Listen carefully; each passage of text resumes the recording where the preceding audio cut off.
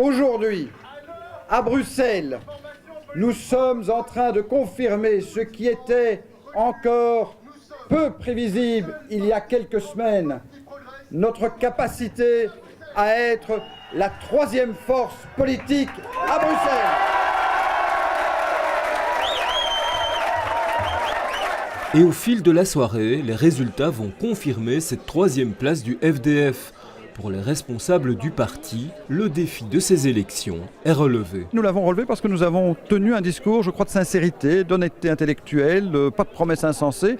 Et je crois que tout ça a apporté ses résultats. Au QG du FDF, candidats, militants et sympathisants savourent ce succès, obtenu selon certains, envers et contre tous. On n'avait pas d'argent, on n'avait pas de moyens, les militants ont payé leur campagne de leur poche personnelle et je peux vous dire que dans le Nord-Ouest on s'est arraché. On a obtenu quand même les 15% sur Bruxelles, nous sommes le troisième parti, donc nous sommes très contents. Je suis tout à fait convaincu que c'est le début d'une gloire politique pour les FDF à Bruxelles.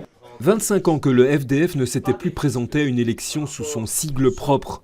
Grâce à leur troisième place, le parti d'Olivier Minguin devient un partenaire potentiel pour former une majorité à la région.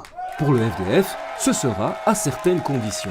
Dans un premier temps, tous les autres partis francophones ont flirté avec la NVA. Nous avons toujours été clairs. Attention, derrière ce discours, il y a le confédéralisme, il y a la scission de la sécurité sociale, il y a l'appauvrissement de Bruxelles, il y a la cogestion de Bruxelles. Et donc, si nous voulons être au pouvoir, c'est pour mettre un stop à cette machine infernale et pour gérer enfin efficacement les affaires de Bruxelles et des francophones. Alors le FDF dans une majorité à Bruxelles, c'est une option sérieuse.